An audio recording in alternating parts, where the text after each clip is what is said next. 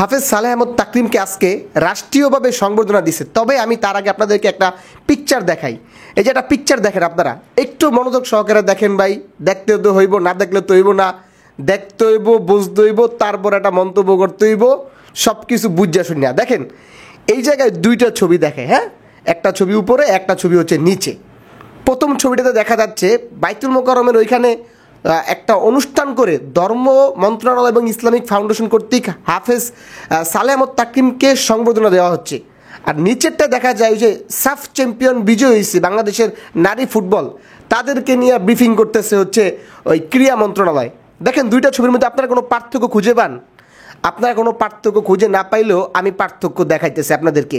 আজকে ভিডিওতে আরও থাকছে যে ধর্ম মন্ত্রণালয় আসলে কয় টাকা দিয়েছে হাফেজ সালেহ আহমদ তাকরিমকে সংবর্ধনা অনুষ্ঠানে তাকে হাদিয়া কয় টাকা দিয়েছে, তাকে পুরস্কার কয় টাকা দিয়েছে সেটাও দেখাবো।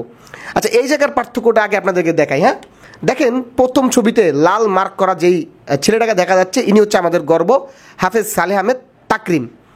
তিনি কিন্তু ধর্ম বিষয়ক মন্ত্রণালয় বা ধর্ম প্রতিমন্ত্রী যে আছে তার পাশে কিন্তু তিনি বসে আছে স্টেজের মধ্যে, তার সম্মানটা দেখেন। আর নিচের ছবিটায় যিনি হচ্ছে ওই যে নারী ফুটবল দলের যিনি হচ্ছে একজন প্রধান কি বলে থাকে, তিনি দাঁড়ায় আছে।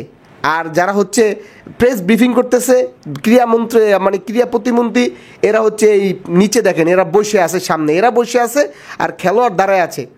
এদের সম্মানটা আর আমাদের সম্মানটার মধ্যে কতটা পার্থক্য দেখেন ভাই। আরেকটা কথা, অনেকে বলেন ভাই সোশ্যাল মিডিয়াতে চিল্লায় কী লাভ?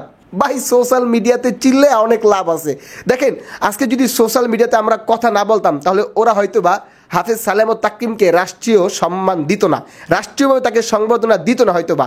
আমরা তো প্রথমে সোশ্যাল মিডিয়াতে আগে আমরা তোলপাড় শুরু করছি। দেখেন বাংলাদেশের যে সমস্ত জাতীয় পর্যায়ের মিডিয়াগুলো আছে এরাও কিন্তু হাফেজ সালেহ আহমদ তাকরিমকে নিয়ে প্রথম কিন্তু কোনো নিউজ করে নাই, কোনো কথাই বলে নাই। এরকম একটা ভ্যাংদুর ছিল, এই বিষয়টা মনে হয় যে এরা জানিই না।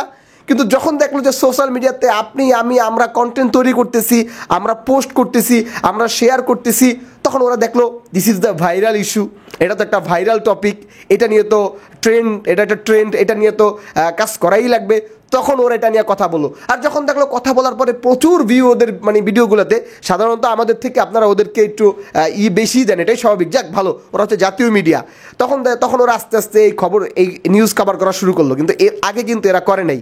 তো আমরাই কিন্তু সোশ্যাল মিডিয়াতে আপনি আমি আমরা যারাই আছি না কেন, পোস্ট করে হোক, একটা ছবি দিয়ে হোক, ভিডিও শেয়ার করে হোক, কন্টেন্ট তৈরি করে হোক, আমরাই কিন্তু প্রথম এগুলো শুরু করেছি। দর্শক শ্রোতাবৃন্দ, এবং হাফেজ সালেহ আহমদ তাকরিমকে কয় টাকা পুরস্কার দেওয়া হয়েছে তাকে সংবর্ধনা অনুষ্ঠানে? দেখেন এখানে এই যে হাফেজ সালেহ আহমদ তাকরিম 2 লক্ষ টাকা মাত্র সংবর্ধনা, ধর্ম বিষয়ক মন্ত্রণালয় এবং ইসলামিক ফাউন্ডেশন।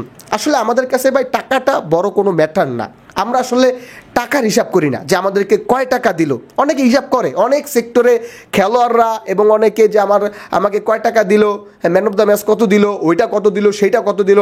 আমরা কিন্তু ভাই টাকা চাই না, আমরা চাইছি যে আমাদের বাংলাদেশকে বিশ্বের দরবারে যিনি আলোকিত করছে, একটা উঁচু স্থান করে দিছে হাফেজ সালেহ আহমদ তাকরিম সহ যে সমস্ত হাফেজরা এভাবে জয় এনে দেয় বাংলাদেশকে, এদেরকে রাষ্ট্রীয়ভাবে কিছু সামান্য একটু সংবর্ধনা দেওয়া যায় না?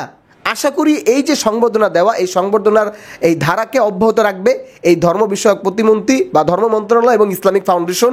প্রতি বছর যারা আন্তর্জাতিক পর্যায় থেকে যারা বিজয় হয়ে আসতে পারবে এদেরকে যত রাষ্ট্রীয়ভাবে এদেরকে যেন মর্যাদা দেওয়া হয়, এটা আমাদের দাবি, এদেশের সকল মুসলমান মানুষের দাবি। দর্শক শ্রোতাবৃন্দ, হাফেজ সালেহ আহমদ তাকরিমের বাবাও কিন্তু একজন হাফেজ, তার তেলাওয়াত আপনারা শুনেছেন, তার এই বাবার মনটা কত ভরে গেছে চিন্তা করে দেখেন, এই বাবার কাছে কতটা লাগে, তার কাছে কত প্রাউড ফিল মনে হয় নিজেকে। দর্শক আমরা দোয়া করবো আল্লাহ পাক যেন প্রত্যেকটা বাবার মনের আশাকে পূর্ণ করে, হাফেজ সালেহ আহমদ তাকরিমের বাবার মতো হাফেজ সালেহ আহমদ তাকরিমের জন্য দোয়া আল্লাহ পাক ওকে আরও যেন বড় করে, সকলে তার জন্য বেশি বেশি দোয়া করবেন। ভিডিওটিকে শেষ করছি, সকলে ভালো থাকবেন, আসসালামু আলাইকুম।